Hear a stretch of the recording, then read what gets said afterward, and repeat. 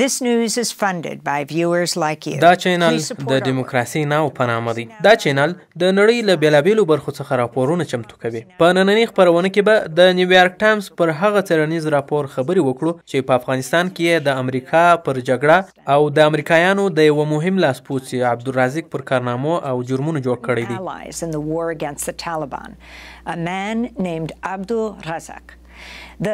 نیویارک ټایمز لیکلي چې امریکایي پوځي مشرانو د ډیرو کلونو لپاره د عبدالرازق کاذبه شخصیت جوړونه په دې نامه وکړه چې ګواکې دی په افغانستان کې د طالبانو پر وړاندې یوازینی بېساري ملګری دی. دوی به ویل چې که هر څوک زموږ لپاره د عبدالرازق په څیر جګړه وکړي شاید موږ دا جګړه وګټو. امریکایي قومندانانو به کله کله دا هم ویل چې د کندهار په مهمو جګړه ییزو سیمو کې واکمني کړې ده. دا په داسې حال کې چې په سیمه کې تر بل هر وخت امریکایي ځواکونه ډیر میاشت وو.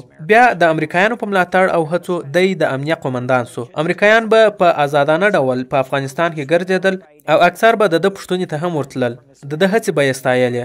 د وحشتونو او امریکایانو ته د وفادارۍ ستاینه به یې په دې خاطر کوله چې خپلو هغو کسانو ته هم د جنګ قومنده ورکړي چې امریکایانو او ملګرو یې هغوی روزلي وو او پیسې یې ورکولې. نیویارک ټایمز زیاتوي چې بې شمېره ملکي افغانانو چې د عبدالرازق تر واکمنۍ لاندې یې ژوند کاوه عبدالرازق د امریکایانو یو وحشي درنده ګڼي. د ټایمز د پلټنې پر اساس عبدالرازق په 2018 کال کې ترور سو. د کلونو راهیسې یې ډیری بېګناه خلک شکنجه کړل، ناحقه وژنې او تښتونې یې وکړې. په افغانستان کې د امریکا په 100 کلنه جګړه کې دی د بې شمېره بېګناه ځوانانو د ژوندي ورکولو مسؤل دی. د نیویارک ټایمز خبریال ماتیو ایکن او نظام احمد تر یو کال په زیاته موده کې په افغانستان کې په زرګونو مستندې پیښې راټولې کړي او یوه مقاله د امریکایي وحشي ځناور تر سرلیک لاندې ورباندې جوړه کړې ده. دوی زیاتوي چې امریکا په افغانستان کې د تښتونو، شکنجو او وژنو ملاتړ کاوه. ماتیو ایکن اوس له کمبریج څخه زموږ سره دی. دی د نیویارک ټایمز لپاره لیکنې کوي او د 2008 کال راهیسې په افغانستان او منځني ختیځ کې پیښې شوي شخړې څېړي. د عبدالرازق په اړه د دوهمه مقاله په نیویارک ټایمز کې په دې نامه ده چې د امریکا وحشي ځناور عبدالرازق څوک و. ماتیو: دیموکراسي ناو ته ښه راغلې. راځه له دې ځایه راپیل کړو چې دا سړی څوک دی او د مخینه څه ده او ولې امریکا دی راپورته کړ. Well, I first encountered Abdulrazak in 2009 when I was just a young... ما په لومړي ځل په 2009 کال کې د عبدالرازق سره ولیدل. زه په هغه وخت کې دې سیمې ته د یو فریلانس ژورنالیست په توګه راغلی وم او زه د افغانستان او پاکستان پر پولو ګرځېدم. په دې ترڅ کې مې له ځینو قاچاقبرو سره ولیدل او هغوی زه د عبدالرازق سره معرفي کړم. دی تر ما ډیر مشر نه و. دی آن 30 کلن هم نه و، خو بیا هم د کمنډویانو کومندان و. دی او د ملیشو د خپلو قومي دشمنانو سره خونړي جنګونه کول او دا ټول د امریکایانو په زور. له هغه ځایه دی راپورته کړل سو. لومړی په بولدک کې پر پوله باندې د څو ملیشو مشر و، خو په 2011 کې هغه وخت چې اوباما دې هیواد ته نور په زرګونو اضافي عسکر ولیږل نو رازق یې په کندهار کې امنیه قومندان وټاکئ. دا د افغانستان په جنوب کې یو ډیر ستراتیژیک ولایت و او زیات بهرني ځواکونه هم دلته راغلي وو. په دې وخت کې د امریکایانو سره ډیره مرسته وکړه. په همدې خاطر دی نه یوازې په همدې ولایت کې واکمن و بلکې په شاوخوا سیمه کې هم نوم تللی و او مشهور و. دا مشهورتیا یې د هغو خلکو په زړونو کې وه چې د طالبانو سره یې مشکلات لرل. دی بالاخره په 2018 کال کې د طالبانو د یو نفوذي سرتیري لخوا ووژل سو. دا پیښه په هغه وخت کې ترسره سوه چې دی د امریکا د یو لوړپوړي جنرال سره ترڅنګ ولاړ و، جنرال آستین سکاټ میلر، چې بیا یې رازق خپل یو مخلص ملګری هم یاد کړی.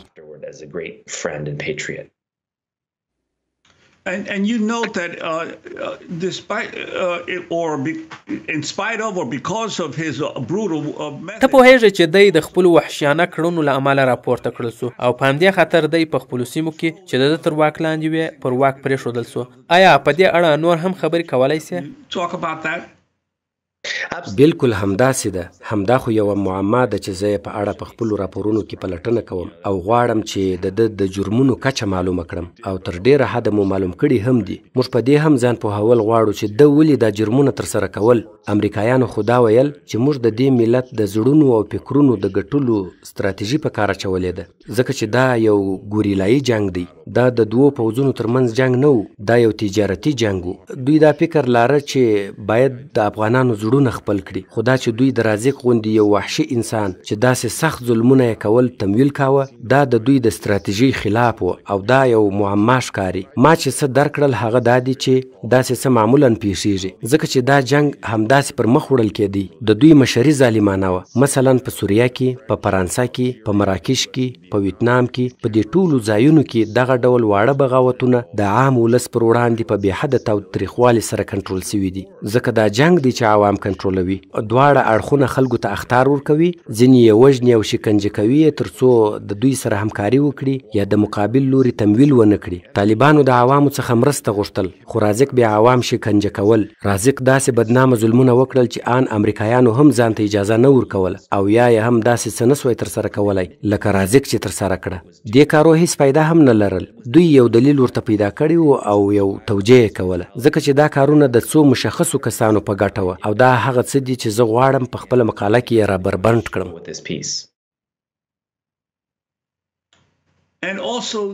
او ته معلوماتو ته د لاسرسي د حق څخه په استفاده دا ډول نوي اسناد او قضیه هم ترلاسه کړي. دا اسناد څه ښیي؟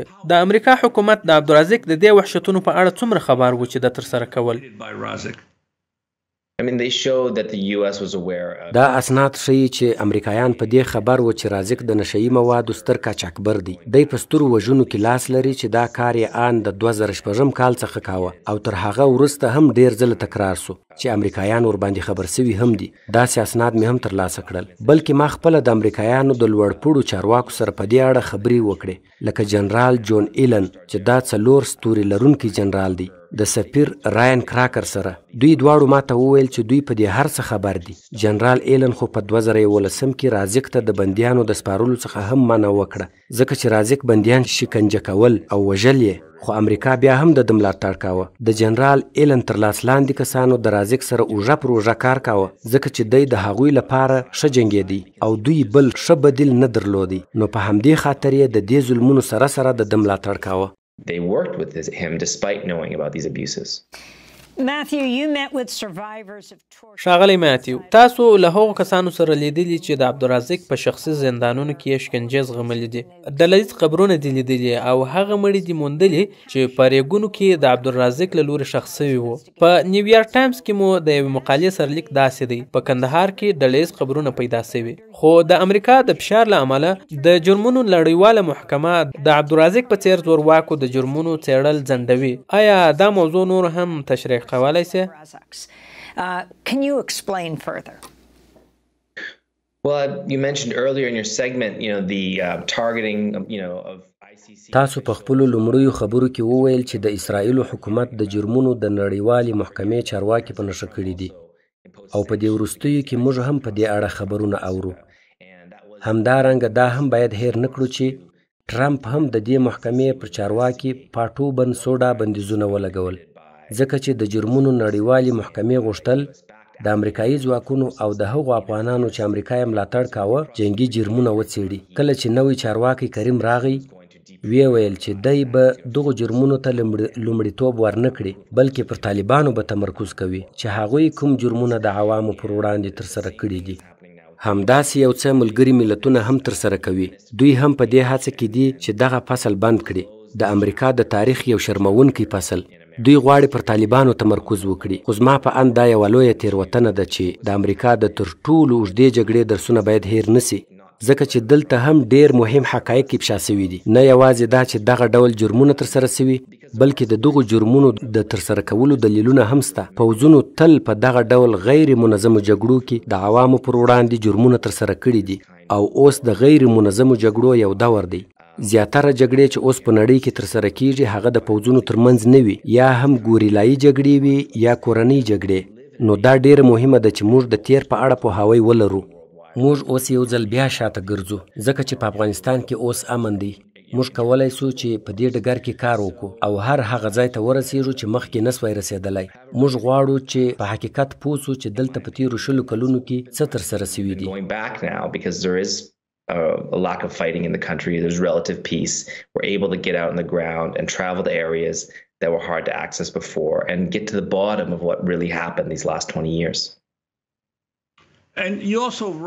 تاسو په یوه بله برخه کې ویلي چې د عبدالرازق وحشتونو په خلکو کې داسې نفرتونه راپیدا کړل چې طالبانو د دې ظلمونو څخه په ګټه اخیستنه نوي کسان خپل لوري ته راجلب کړل. آیا دغه څه نور هم روښانه کولی سي؟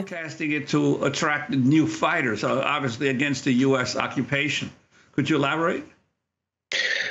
Well, Razik was basically the poster child for brutality. رازق د طالبانو د پاره د امریکا د لاسپوڅي حکومت د وحشتونو یو نمونه او مثال وو. دی ډیر مشهور وو او دا یو کورنۍ جګړه وه. دی د یوې ډلې خوشیدي او د بلې ډلې دشمن وو او بېشکه په همدې خاطر د طالبانو سره خلک یو ځای کېدل او موږ باید دا په یاد ولرو چې طالبانو وګټل. دوی هم د خلکو سره سختي کول. نو داسې یوه انګېرنه سته چې ظلم چې کوي نو ظلم به در سره کیږي. ظلم یې نه ګټي، هیڅ فایده نه کوي، د خبرو محور لمنځه وړي او ان هڅه یې هم نه کیږي. And so brutality doesn't work, then the discussion's over, right? There's no temptation to use it. But as a matter of fact, it does work in some circumstances.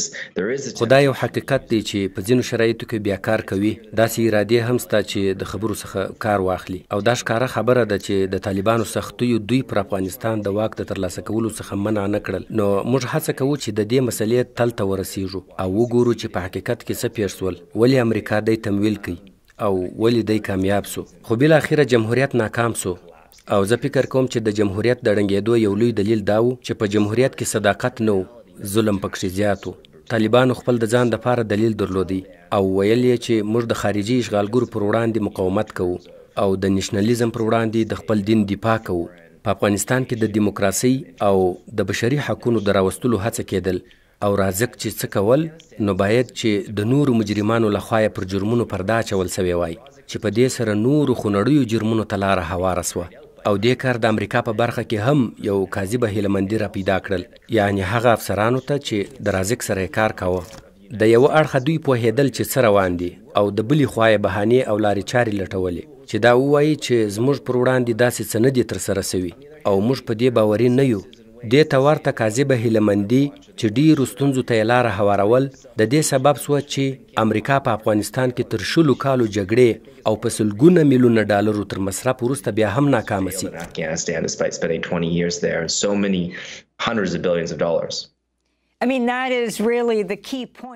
اوس د دې هر څه هدف څه و؟ امریکا ولې داسې یو مشهور غل او وژونکی تمویلوي؟ ته په افغانستان کې د سلګونو نه د زرګونو قربانیانو په اړه خبرې وکړې. اوس په دې وروستیو 13 ثانیو کې ستا وروستی پیغام اورو. دا راته خلاصه کړه چې ولې امریکا په افغانستان کې جګړه وبایله. Conclude that it is part of why the US lost the war in Afghanistan. Well, I think that فکر کوم چې اوس یې وخت دی چې موږ باید خپل تیر ته ور وګرځو او زه هیله لرم چې دا به وروستۍ کیسه نه وي چې زه پرې کار کوم. موږ غواړو چې له خلکو سره د حقایقو په اړه خبرې وکړو، هغه څوک چې موږ ته حقایق بیانوي، ځکه زه فکر کوم چې خلک د نورو جګړو په اړه هم د ویلو لپاره ډیر څه لري او موږ باید له دې څخه زده کړه وکړو. Democracy Now! is funded by viewers like you. Please give today at democracynow.org/give.